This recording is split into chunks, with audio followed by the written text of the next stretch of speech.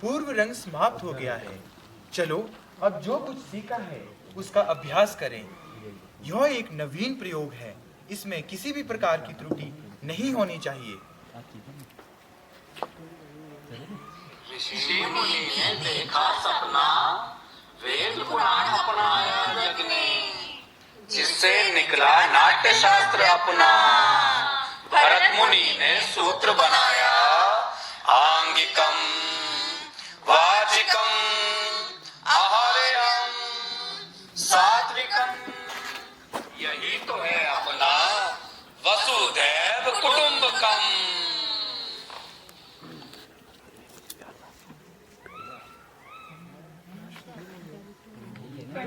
स्वीकार करे मुनिवर।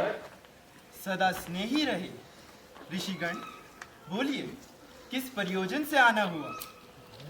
हे मुनिवर, जब से आपने नाट्य शास्त्र की रचना की है, उसी समय से हमारे हृदय में कुछ प्रश्न जाग उठे हैं।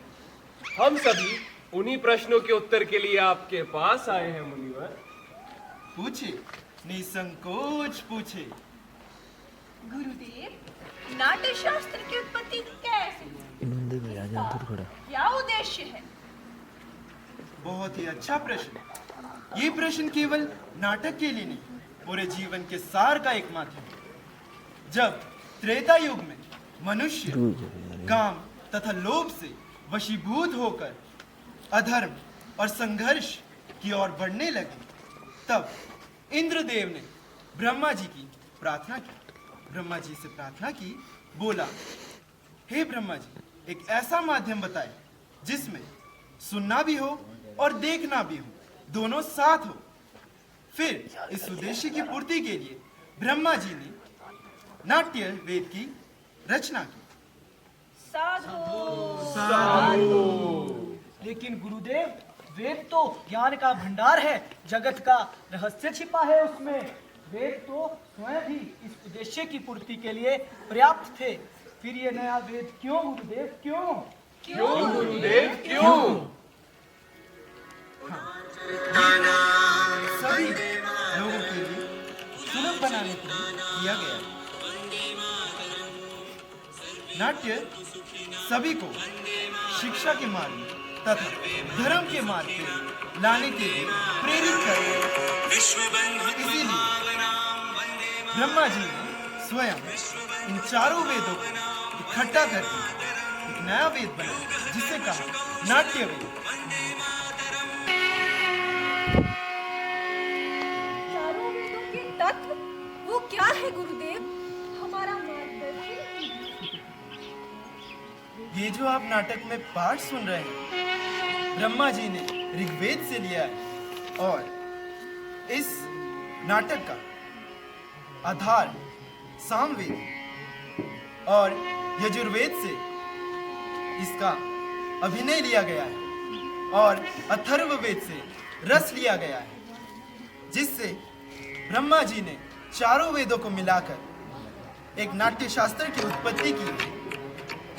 गुरुदेव, क्या ये नाटक देवताओं के लिए है? नहीं, ऐसा ही संशय दानवों को था और उन्होंने अपना संशय ब्रह्मा जी के सामने और ब्रह्मा जी ने उत्तर दिया, ऐसा कुछ नहीं, यह नाटक सभी के लिए है, चाहे वो मनुष्य हो, चाहे वो दानव हो या फिर वो देवता हो। नाटक बहुत जरूरी है। नाटक से इंसान सत्य की ओर बढ़ता है। नाटक से मनोरंजन प्राप्त होता है। नाटक में समस्त भाव, समस्त रस सन्निवेश होते हैं। नाटक शोक से पीड़ित, दुख से पीड़ित लोगों को विश्राम प्रदान करता है। ऐसा कोई ज्ञान, ऐसा कोई कार्य नहीं है जो नाटक द्वारा प्रदर्शित ना किया जा सके। अद्भुत, समस्त सृष्टि के समावेश, बहु लौकिक और अलौकिक, बहुधर्मी गुरुदेव, सभी प्राणियों के भावों की प्रतिनिधि कला।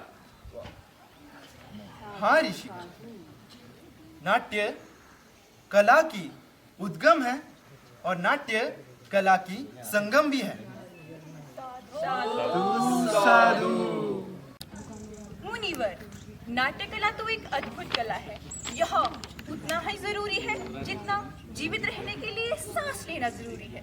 फिर हमारा समाज इसे गंभीर रूप से क्यों नहीं लेता? कला कर्म अनावश्यक, अनपेक्षित रूप से क्यों समझा जाता है? हम तो कलाकार हैं, नीति के नियंता नहीं। कला कर्म करना ही हमारा धर्म है। कला समाज का दर्पण है। नाटक केवल कला नहीं है, हमारे समाज को आगे बढ़ाता है, रोशनी देता है। कला हमें सत्य की ओर आगे बढ़ने के लिए अग्रसर करता है। साधु। निसंदेह मुनिवर, कला विहीन समाज तो पशुता के समान है। इसी आशा और इसी अपेक्षा के साथ हम समझेंगे समाज, कला तथा कलाकारों को जितना उन्हें अधिकार है, जो उनका हक का है, उन्हें वो प्रदान करेगी। इसीलिए मैंने नाट्य शास्त्र को पंचम वेद कहकर पुकारा है। पंचम वेद समस्त वेदों का ज्ञान। साधु साधु। मेरे रंगकर्मी पुत्र ने आपके स्वागत के लिए कुछ प्रस्तुति तैयार की, तो चलिए नाटक का आनंद लीजिए।